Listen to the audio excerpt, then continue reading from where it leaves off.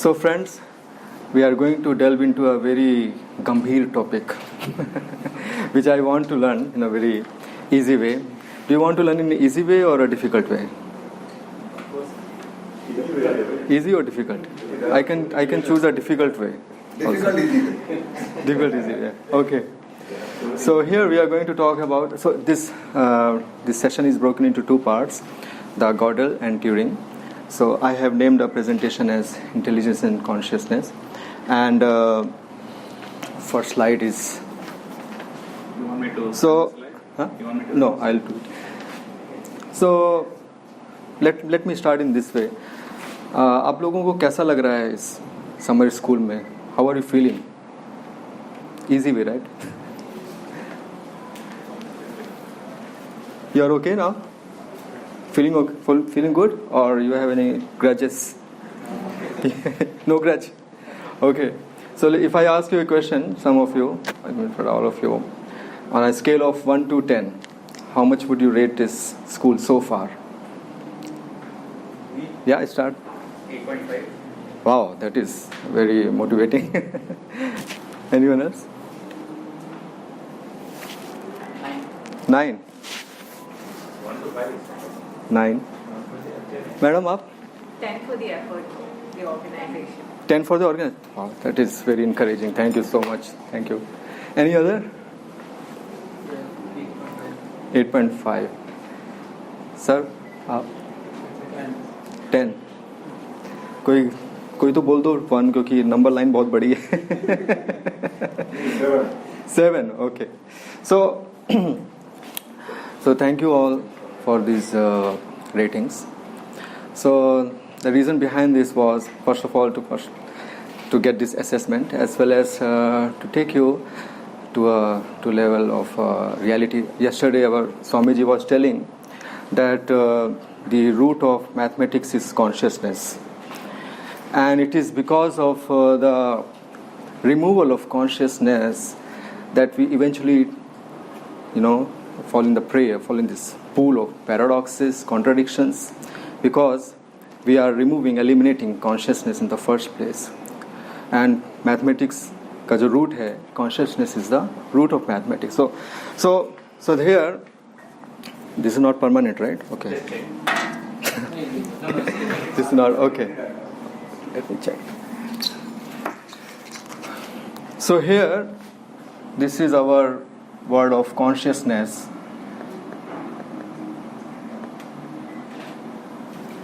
And here, we all are here, okay, having this consciousness, ocean of consciousness. And somebody felt this much, somebody felt this much, somebody felt this much, somebody felt this much, right, for the school, right? These are your feelings in the consciousness level. In the consciousness, these feelings, when I asked you, how are you feeling, right? Okay, good, or maybe could have improved. Oh, very nice. And then I asked you to give the rating. So you transcribe these feelings of yours into the word of numbers. So here is this number word. Can we say, okay, number word.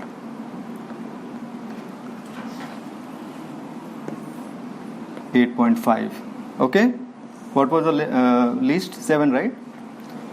9, and someone said 10. There was one more 9. Are you seeing what is happening? You are essentially giving numbers to your feelings, right? To the turbulences in your consciousness, you are actually enumerating them. Your thoughts, your feelings.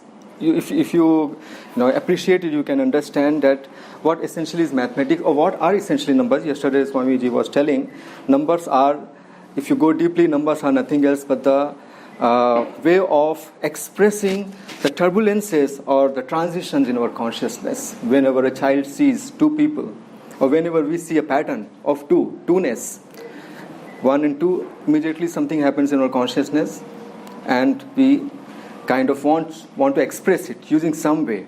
And since we have been habituated to this symbol, this shape too, this shape, so we say, okay, this pattern is having this property of 2-ness, so therefore it is 2 in number. So here I just wanted to make you understand that what essentially is mathematics is nothing. So here you can do you now understand that how come the root of mathematics is consciousness? Do you appreciate it? Do you appreciate it? So therefore, and if you remove this part, definitely you will land in paradoxes. Because if you remove the root itself, you will definitely the very mathematics, the word of mathematics will laugh at you in the form of paradoxes. So this was apparently it was a permanent marker. Huh? Okay. Anyways, so let me take you now further. So this is one prayer. Sarvendriya guna drashtre sarva pratyaya hetave asata chhaya yoktaya sadabhasaye te namah. Pratyaya means paradoxes. Sarva pratyaya hetave means Lord is the resolver of all paradoxes. It is because we have not included Lord or God, that's why we'll end up in paradox. In quality, in mathematics, or in any stream you take, you will definitely land up with some paradox.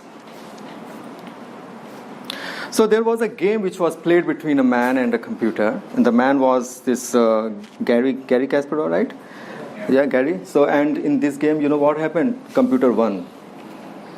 He was defeated. The man was defeated. So people started wondering if it is possible that the computer could be made, you know, as at least as intelligent as Gary Kasparov as a man. So people started talking about. In fact, earlier also they were talking about this artificial intelligence and all these things. For example, I will not go into all the slides because I want to. Because so there was this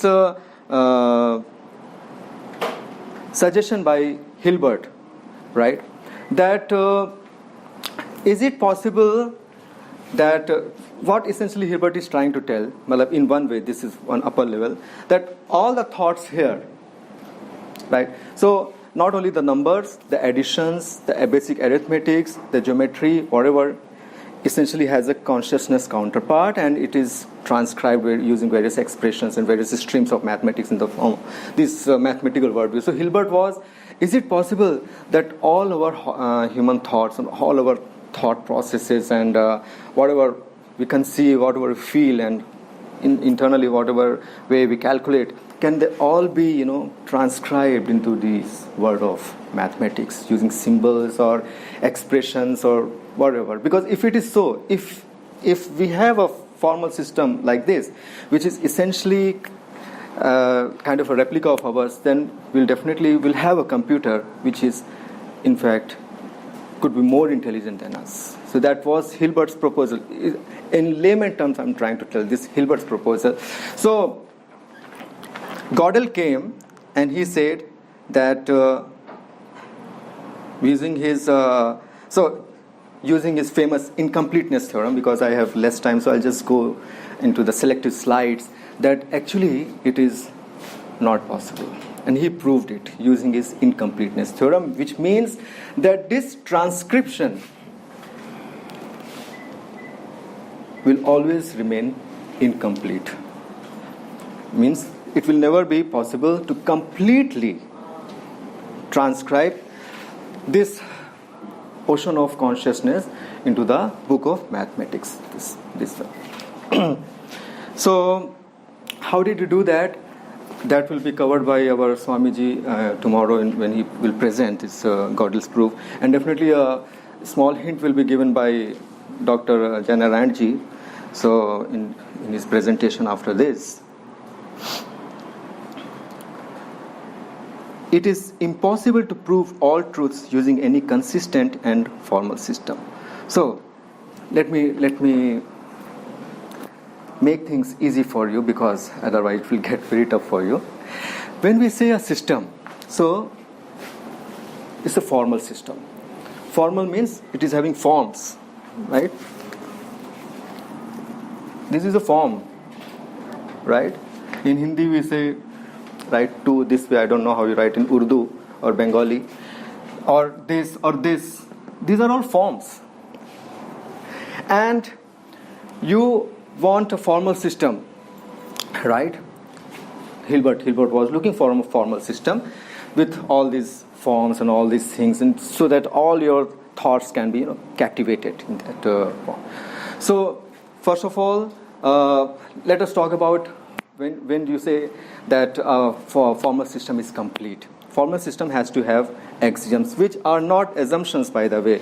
Axioms, there is a huge deal of difference between axioms and assumptions. Axioms are self-evident truths. A set of axioms is complete if for any statement in the axioms language, either that statement or its negation is provable from the axioms. Right? Then we say that it is complete. So we have a fact in the formal system. We have a truth or whatever. And if we are somehow coming all the way from the set of axioms to this truth or the negation of the truth, then the system is complete. Otherwise, the system is incomplete. And we say that a set of axioms is so you say we can when we talk about a formal system means a set of axioms plus a proving logic. So a set of axioms is consistent if there is no statement such that both the statements and the negation are provable from the axioms. If a fact is there that is proven true and the negation of fact is also proven true, then that system will not be called consistent. Consistent means either one of the two should be true or should be proven. So this is these basic definitions are there.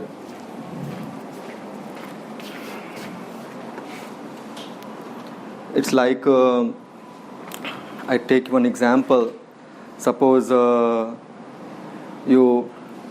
you are going somewhere, okay, and you are going somewhere and you want guidance from someone. Sir, can you please tell me suppose you want to go to North Pole. Try it once. And you ask the passers-by, sir, I want to go to North Pole. Could you please guide me? So there are two kind of people who you'll meet. The first one will say, you go there, you take this path, and later on he adds one statement, I don't know whether whatever I have told you is correct or not. You go this way, but I may be wrong, I may be right. So inconsistent. Are you understanding? He's an inconsistent guide. Are you understanding? Whereas you meet a passerby and he says, okay sir, you go this, take left, take right. Okay, say it. I know only this much. After that, you ask another passerby. So you follow that path. Okay? And you have still not reached the North Pole because he has not told you the complete path, but consistently. Whatever he has told is not complete, but consistent. Definitely it is. And then you ask the other passerby, right? And he again tells you the consistent but still incomplete guidance, and you follow it. So in this way, you are getting closer and closer and closer to the North Pole. What Gödel says, you will never reach North Pole. Which means you are getting closer and closer to North Pole. And even though the guidances are consistent, all of them, but on account of them not being complete, I'm just using one analogy. Please don't come and tell me it can be possible. It's an analogy. Sir, so just being consistent is not enough. So Gödel says, so I took this example for you to understand the difference between consistent and incomplete. People generally say, sir, what is the difference between being consistent? They look synonymous. Actually, they are not synonymous. In mathematics, every word has got a very concrete meaning. Both, undecidable and unsolvable, they are not same. So therefore, we have to be very clear. Gödel says that if a system is consistent, it cannot be complete. Correct me if I'm wrong. He says that a system cannot be both consistent and complete. Therefore, this theorem is called as the incompleteness theorem. How many of you have heard about Gödel's incompleteness theorem? Oh, you have? No, she has. Okay. You have. Obviously, you must be working on it, right? So maybe we can share some with. He says that if a system cannot be both consistent and complete at the same time. If a system is consistent, let's say system is consistent, so we can definitely make one proposition in the system itself. We can make one proposition which is true. We know because we can assign true values to the statements, which we know that it is true. But using the system's logic, proving logic, and using the basic set of axioms, we will not be able to prove or disprove. Neither prove nor disprove that truth. Right? So you just take it very easy. It's very much like following the incomplete. Kya karna chahiye? What is it? North Pole example. Take it like that. And another example that I give that there is a doctor. You go to a doctor and you are suffering from a disease, and doctor gives you incomplete treatment. Right? So I cure only your cough and fever. After that, I don't know.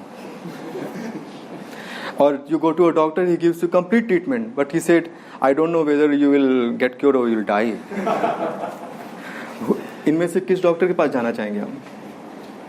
Tell me. You like to go to a doctor who is both complete and consistent, right? Right? So Gödel says, now this incompleteness theorem is so. How much time we have? How much time? Please, you just raise your hand. I am almost. Please point me. I have got 5 minutes. So Gödel says that this theorem is so important. It has shattered actually many beliefs in mathematics. So people were actually kind of awe-struck, and some of them were really disturbed. Many of them are really still disturbed. How come this Gödel came and we were having so many plans. Hilbert was having big plans. Hilbert, he was having big plans. He raised around more than some 20 questions or so. And he was having a plan of making a common axiomatic system which can answer all the questions related to mathematics and related to this proving things. But his dream was really very much shattered. So there are certain truths which are not provable. And here you must also try to understand, in the world of mathematics, there is a difference between truthability and provability. In colloquial language में हम लोग की जो बोलचाल की भाषा में truthable and provable are same, right? Don't we say that whatever is provable is truthable and vice versa? But in the world of mathematics, truthability does not confirm the provability. It may be truth, but you may not be able to prove or disprove it, right? So therefore, there are many statements which are true, but they are not provable.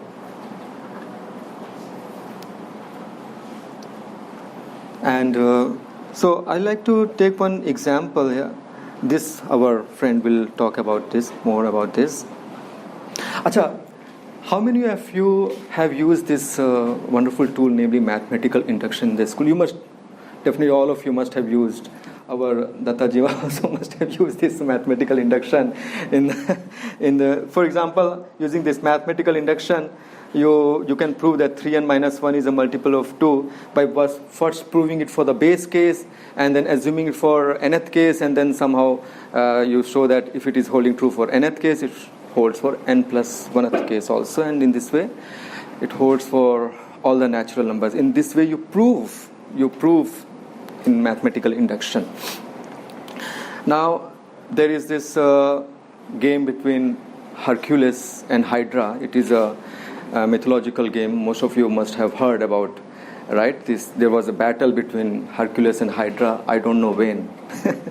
I think it's a mythology.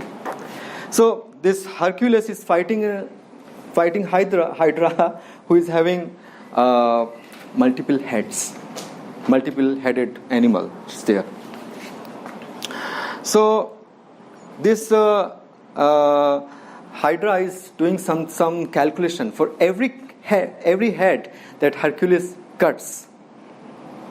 एक sir काटने पे Hydra is actually able to produce more heads, and he is going to follow one logic. So the logic is simply suppose initially the heads were this. Suppose there were 18 heads, right? And you can write it in this way: 2 to the power of 4 plus 2 to the power of 1, right? You can write it, and in this way you can 4 also you can write it as 2 to the power of 2 and 2 to the power of 0. So you can kind of take it down and down and down. And what Hydra does, for one head cut, which is here -1, okay, he increases a base from 2 to 3. Okay, he increases a base. Hydra does it.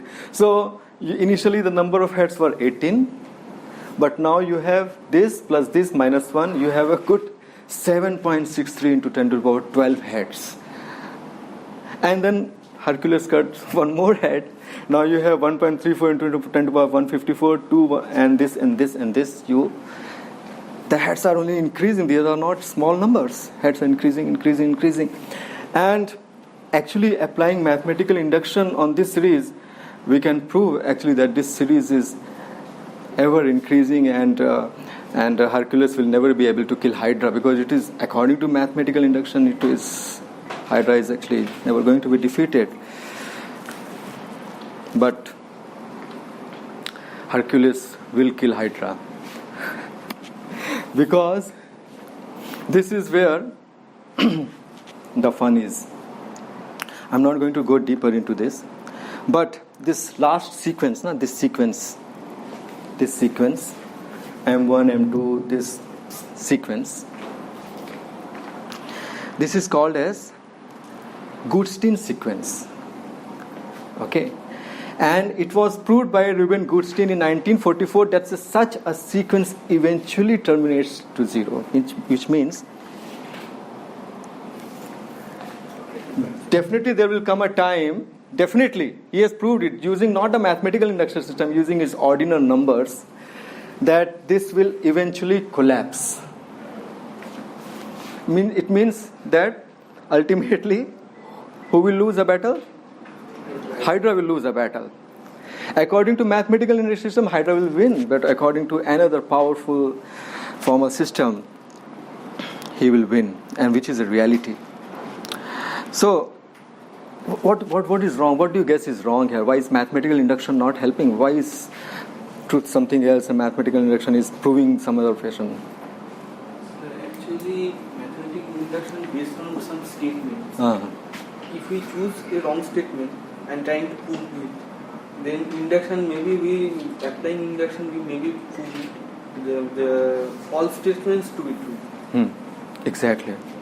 Therefore, it is mathematical induction system being a formal system, it suffers from simultaneous existence of consistency, lack of simultaneous existence of consistency and completeness. The idea behind presenting this example was that the induction system is now having a truth which is wrongly proving.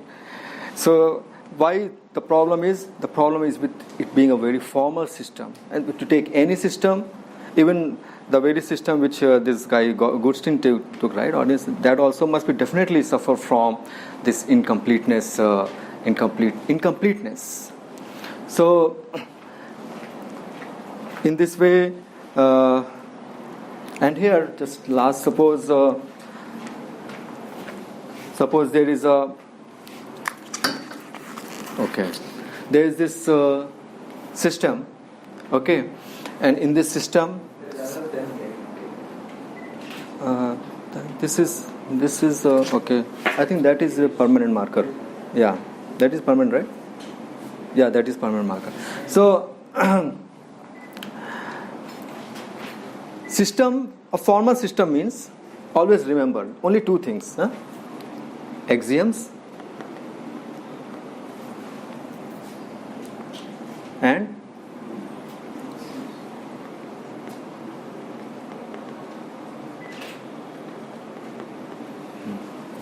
proving logic. Axioms and logic. Okay. Within this system, Gödel says that we can actually manufacture a true statement which will not be proved using this proving logic, starting all the way from axioms. Within this system, there must definitely be a G. G means Gödelian statement, Gödel statement, which is so even though it is inside the system, but I am placing it outside. Okay, which is not provable within the system. That's why I have kept it outside. Even though it is part of the system, it is not provable within the system. So you need better axioms. So this will have more powerful axioms, more powerful logic.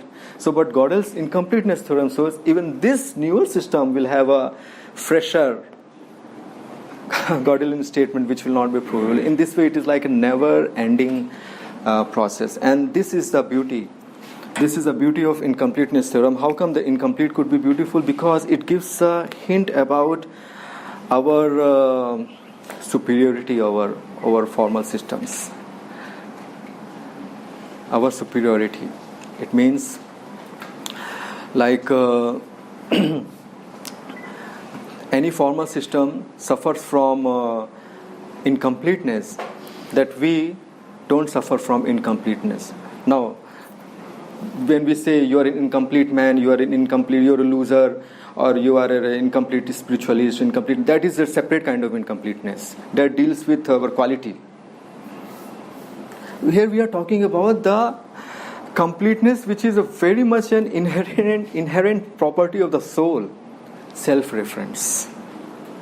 Self-reference means, I think you are going to talk about this paradoxes. Okay, self-reference means, just I think only last 1 or 2 minutes. For example, let's say this state, for like the famous liar's paradox, I always speak lie. Right? So what is problem with this? What about this statement itself?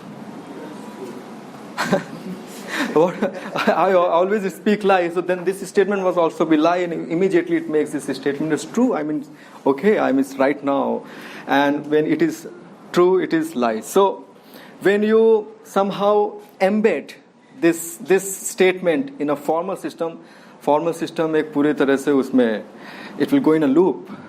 It will not be able to decide whether it is a true or whether it is a lie or a true statement. But we can resolve it.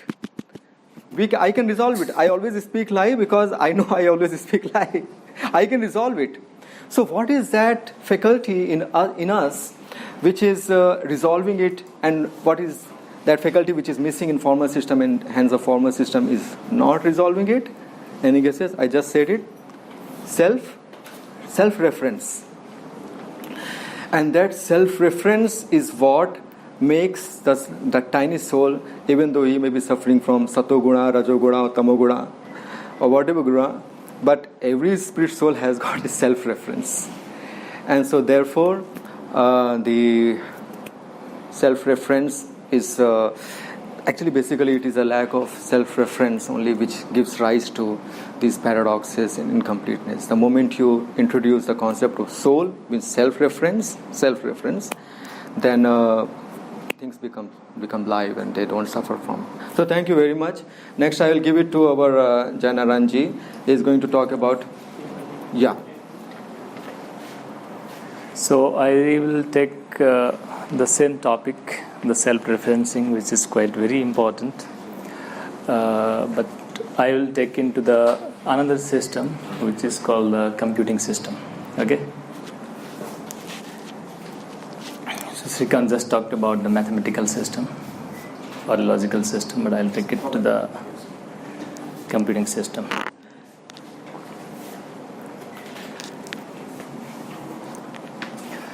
Yeah, few confession. I'm a beginner in this topic, although computer science background, but my subject matter was completely different than the stuff that we are doing in this conference particularly. So as Swamiji mentioned in the first day, yesterday, that we really don't learn, our academic system really does not teach us to question the basics or the foundation. So, and although we spent 6-7 years of PhD, but we never really, in engineering, what we try to do is give a input. If you have input, then how do you get the better output? So that's what your object will be. Or if you know already the output, so you'll try to look for a input which will produce the output. So that's what we do in the engineering. So it's all about the input and output system. But kind of stuff that we do in this session or in this kind of meeting is something different. So I'm not expert in that sense, but I'll try to share with the spirit of learning the subject matter. Yeah, here is the current world of the computer science or the computer system. So already the Srikanth has mentioned about the another game, but this is another game. It's like a quiz, like Crorepati or kind of things, Kaun Banega Crorepati kind of things. So in this also IBM machines on the game in competition with the human. Okay, so that created a lot of questions or confidence also for some people that machines are superior or let's say much more powerful than the human being.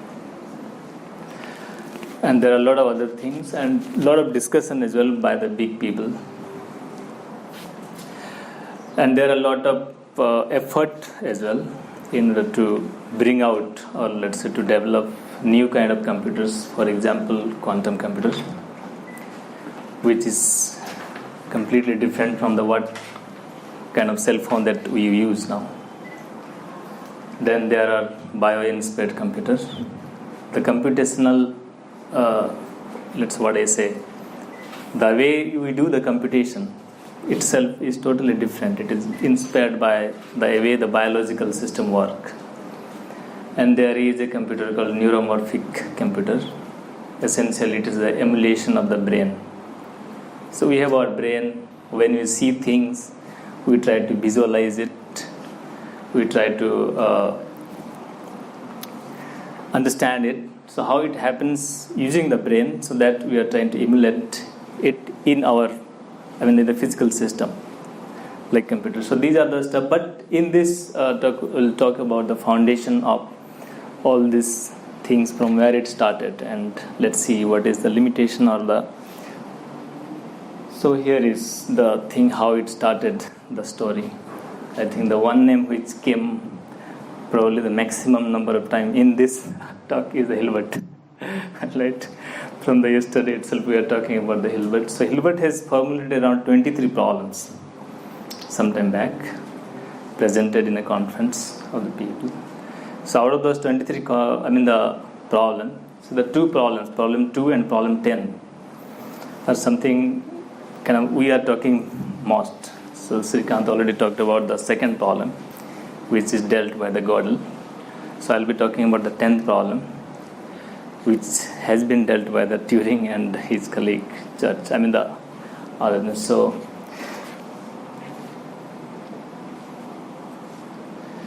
yeah, here is a 10th problem. I'll talk about the 10th problem. So something happened? Some spike. Okay. So 10th problem says it is a. So 10th problem is like this. Given one problem P1, can you find out a algorithm which will tell you whether the solution for the problem P1 exists or not? So the algorithm has to tell yes or no. So that's what it's all about.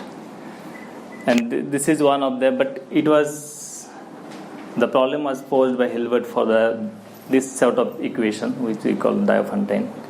And one of those equation is the Fermat's last theorem.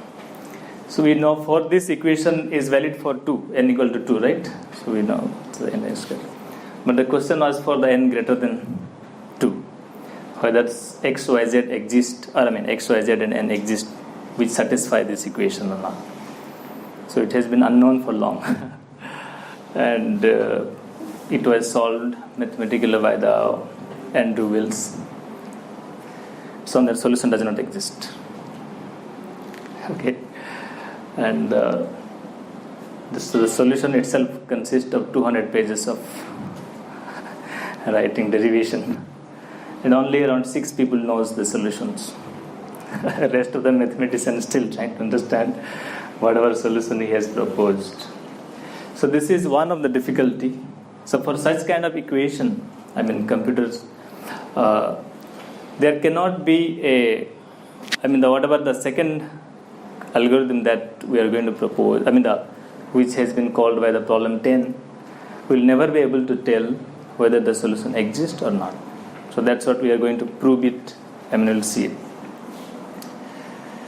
So I'll introduce here something called the Turing machine. It is a foundation or the theory of the computer science based on which whatever we use, whether we call it cell phone or the computer, laptop, whatever. So the basis comes from this Turing machine, how the computation really happens. So it's a very simple but powerful actually. So I have just started a very simple example to say, if you recall our childhood days, that how we have learned the addition, subtraction, and all those stuff. So this is how we have learned, right? 2 apples and 2 oranges, 3 apples. So total how many number of fruits? So generally how we did the calculation in the childhood days, we generally put a stick or something like that, 2 apples or 2 orange, and then other 3 sticks, 3 apples. And then one by one we remove, and then mix them, and finally you get the 5. So that's how the Turing machine also works. So more formally this is how it happens. So it goes through the number of steps, and it has rules for everything. That how you represent 2. So you represent 2 with some symbols, that 2 star. And how you represent a 3 with a 3 star and plus with the plus symbols. And now you do the addition. And this is how you do the addition. Now you are going to do the addition by scanning the symbols from left to right. So your scanning can move from left to right as well as from right to left. So you start from left to right. So the left, when you scan a star, you read it and you keep it back in the same place. Then you start, so in this way you proceed. But whenever you scan a plus, so instead of keeping back the plus, you keep back one more star. Okay? So similar you scan and you reach it here at the end. So the total number of star here you have is 6. So you introduce one more rule. And that rule is whenever you return back, so you scan the end of the string, we call it a string, and whenever you return back, one of the star you delete. So that is for the addition. It's a rule. Okay. So finally what you get is the 5 star, and that's your result. So this is how the Turing machine works. Okay. So just to make you understand how the Turing machine works. So in order to make this work, this Turing machine requires it's a computational system, right? So it requires the place where you can keep those symbols, star or plus. So those are actually, it used to be called as a tap. Tap means it's a sequential place where you can keep some symbols. And we need something else, another one, which can make you move from left to right or right to left, and also make you to read and write on that tap. So that is what we call this a controller. Okay, so these are the 2 things you need in the Turing machine, and that's how you perform the computation. Now the question that we are trying to understand is whether any given problem, whether Turing machine will, so at the end of the day, Turing machine has to stop and tell you, so this is your result. So the question that we are trying to understand is whether for any problem, so the Turing machine will ever stop or not. Okay? So this is what is the question is. So let's understand with this example. So I think all of us have done some minimum programming, right? So here is a program. So this program is just to find out whether a number is even or odd. So in computer science, we write in this way: y percentage of 2. So if the output x is 0 or 1, so based on that you decide whether number is output or, the odd or even. For example, if y is 4, x will be 2, x will be 0. So it's a remainder. The percentage symbol will give you the remainder of the division operation. So this is a program which tells you whether number is odd and even. So but for this program, we wanted to formulate another program. So if you can recall back the 10th problem of the Hilbert, that how we started, right? Which has to tell you whether the solution for any given input of y, right? Whether for this program P solution exists or not. So I have another program. So this we call it as a decision program, which will tell you yes or no. So if it is telling you yes or no and it is halting, so that's our successes. Okay. So this we call it a decision problem. So this is how the setting of the problem is. Sushant, is it okay? I'm just trying to make the audience. I don't know how many of you are from the computer science background, but I'm trying to put it in a simpler way so that you get the gist of the problem, which is the title, self-referencing. So here is the thing. So it is essentially we are going to construct the kind of program that we saw, which accepts some input and it will give you the output with halt, or it will keep on performing the task, which we call it as an infinite loop. And that we wanted to construct another program, right, or decision program, which will take this program as an input and it will tell you yes or no. Okay, whether the solution for that program exists or not. So this has to tell you that. So this is the setting. So now let's proceed one more step. So this is this we call it is actually universal Turing machine, but I am not telling you the technical part of it, but you can think of it as some program. So now using this program, we wanted to construct. So now this program also we can see as a first program, meaning to say this D, P and P can also be a same one.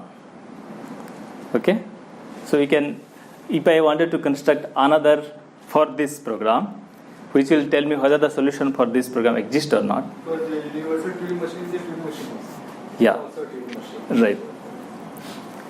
So that's what I am trying to do here.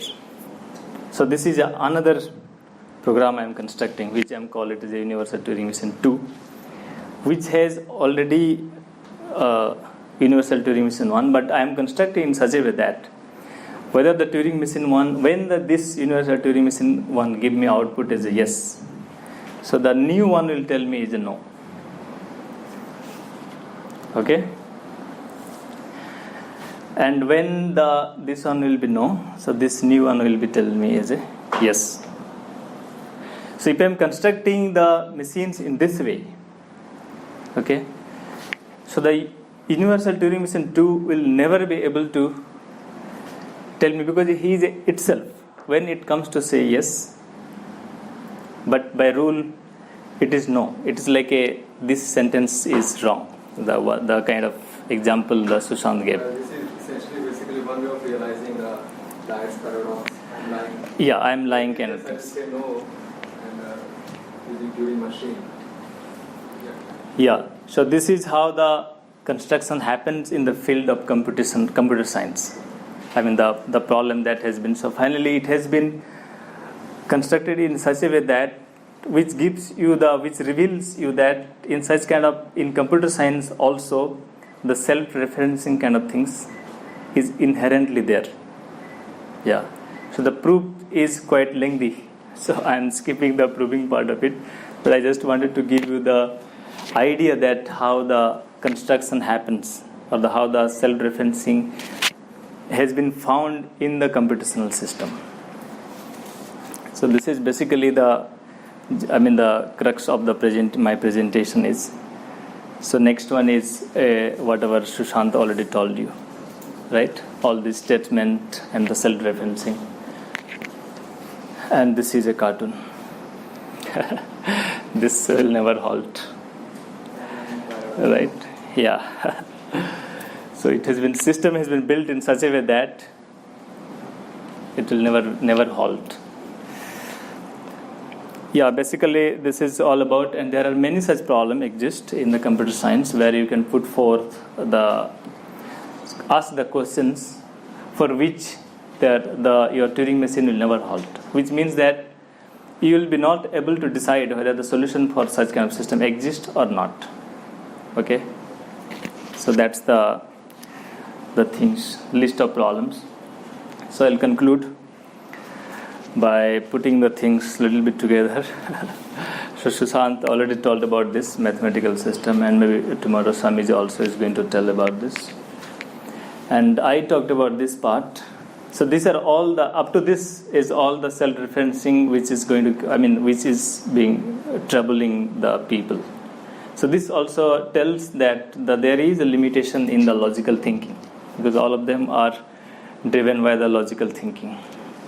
So in fact, the people have also proved in the physical system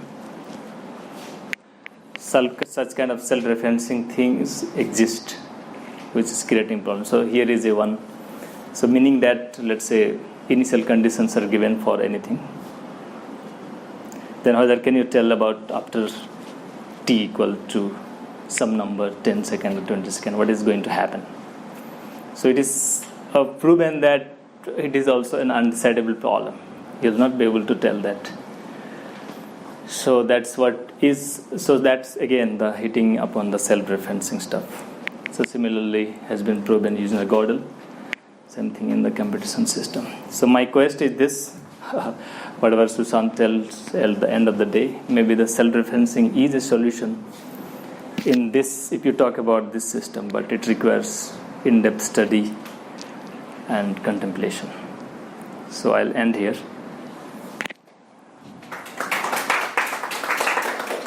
Any questions? Yeah, other speakers. I don't know whether I might have confused you or. You can point your question to the First slide. speaker. One of the first slides of Inca. Yeah. There is only one first slide. Okay. Okay. Should neuromorphic computer not be a part and parcel of the bio-inspired computer? Yeah, if you can, if you tell, but because the computation is little bit different. So bio-inspired, I talk about, let's say, people use, but I can tell you about after this, because it is not really part of this theme of the talk, but I can discuss with you what exactly all those things are. In the same slide, Oh, here? one day machines will rule us. One day machines will rule us. Yeah. When I saw that Okay. the quotation, I remember one thing about the horse. About the horse. Horse. Okay. Not this horse, just horse. Horse, an elephant. Because horse is running faster than us. To think that the horse will rule us one day. Okay. Something similar to it. Of course, machines are already ruling us. But that is a different kind of ruling than where we get addicted. That is different kind of ruling. But the machines ruling us is ruled out, because machines doesn't have a purpose. Yeah. We define a purpose for them, and so there is a fundamental difference. Yeah. So But I think just because they are mighty, yeah. they cannot simply rule because they are fast in computing. That is human being is not just computing. And Penrose actually shows very well that computation actually can be done without consciousness. So consciousness is much more, Right. which has purpose and meta computing. You can even go beyond computing, consciousness. Thank you. Thank you, Sanjay. You have to speak? No. Any questions? Any questions? Yes, question. What would be a bio-inspired computer? Like neuromorphic would be something like this neuromorphic, like neural networks or something. Is that what you're talking Yeah. about? Then what would be bio-inspired computer? So bio-inspired is actually, it's maybe, for example, I'll tell you, because two of you asked the same questions. I cannot escape also. So, what do you call, let's say, swarm optimization. Or let's say ant colony. Yeah. So the way the biological system, the nature works, right? For example, ants, if you see, one ant start from one point to another point. So he might have taken the longer route. Okay? So, but I don't know, from where this swarm gets that intelligence that they eventually actually converge at the shortest path. I mean, from one point to another point. So, yeah, same kind of. So, this kind of computation, learning from the nature and trying to. So, I'm talking about that kind of. But the neuromorphic is more with how to mimic the way our neurons are connected. Yeah. So, that is the neuromorphic engineering. So, that is actually really different from the traditional computer that we are using. So, it's called von Neumann architecture. But neuromorphic is not really that sort of computer. It is also called it's driven by the kind of content that you have. Yeah. So it's one neuron fires another neuron fires another. So in that way they do the computations. So it is also in one sense bio-inspired, but because the computation is a little different, so trying to identify in a different way. Yeah. Yes, sir. You talked about the axioms, completeness and consistency.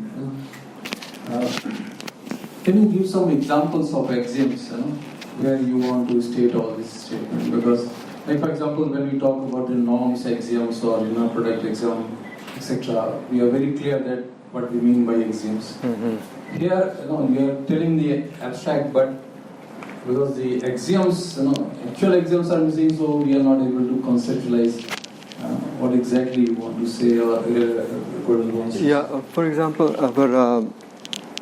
because that was my fault. I thought everyone has an understanding of axioms. Axioms are like, one example can be given, Dipankar Sharma yesterday, he was talking about number systems, right? You or Swamiji, someone who was. And in number system, any number system, you have this set of axioms. For example, this principle of middle, exclusion of middle is one such axiom. And so we can have many axioms. For example, it's very technical. How is the name? Where is the pen? There. I think I covered in my presentation.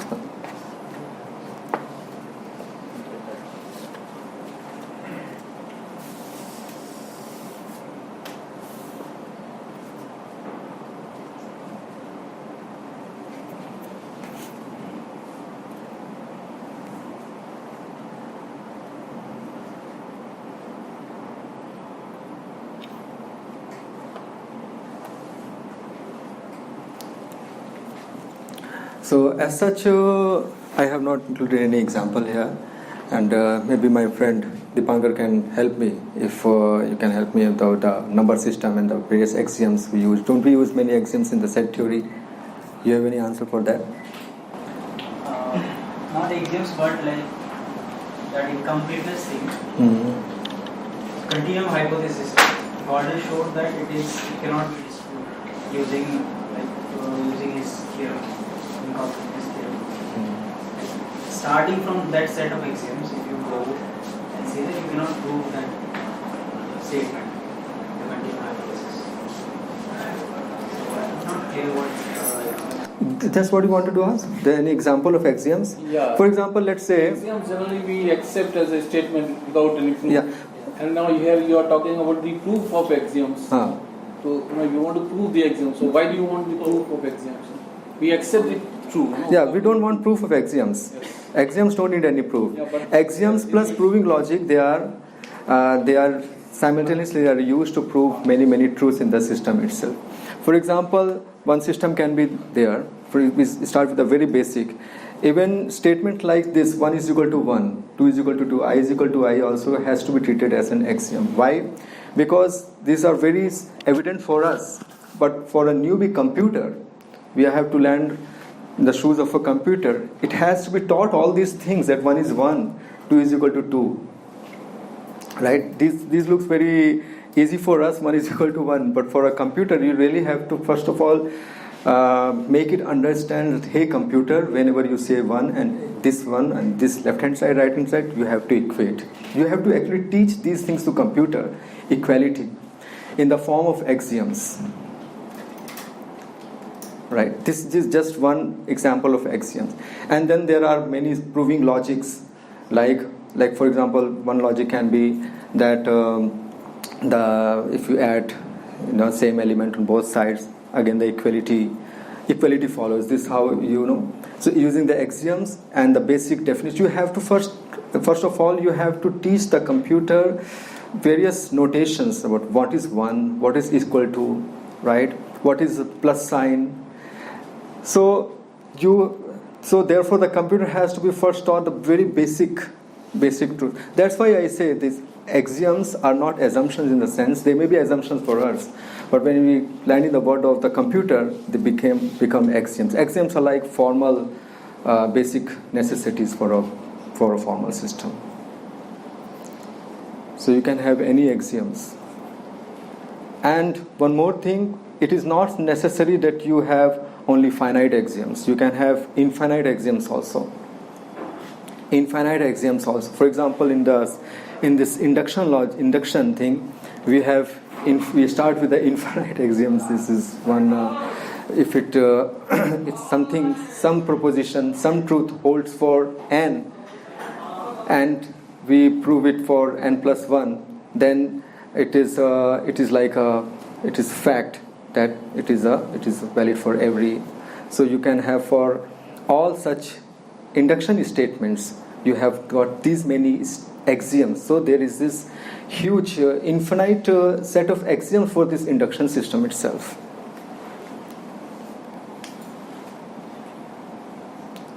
Right. As far as training the machine is, training the computer is concerned, Yeah. can this training not be done without the use of the word axiom? What difference would it make to the computer? For example, what is so evident for us, 1 and 2 and plus, you have to model it in the computer. That is understandable. Yeah. The machine needs to be trained, but why is the use of this word axiom over there? We are talking about the formal proving system here. And formal proving system is actually, that is also kind of a computer. But even when you land in the world of the computer, in the computer itself, these basic numbers and these basic addition and subtraction operations, they also have to be, materialized in some bit operations, like he said, na? Like actually the way it was happening here, the Turing, what actually is happening in the computer right now, in whatever calculations are going on in here, it's like very in the deep, very basic calculations are going, like baby calculations happening this way. So though the name of the topic is Turing to Gödel to Soul, we covered Gödel first because Schreitin has expressed yes, it is true also, that this Turing undecidability problem, halting problem, is even more basic, more fundamental than Gödel's incomplete. In fact, the root of Gödel's incompleteness theorem is this Turing's undecidability problem, the halting problem. So that's why we've tried first let's cover the Gödel, then go deeper into Turing, and then try to understand these concepts. Yeah, you have come to soul, self-reference. Self-reference, yeah. From physical world to Mathematic, from computational world, spiritual world. I mean, I have just given the name, but And in the spiritual world, self-referencing is a fundamental, yes, fundamental action. it is not a problem actually. It is the basic action. Yeah, it is the best you can. Yes. Yeah. Self-reference is the basic axiom of the spiritual world.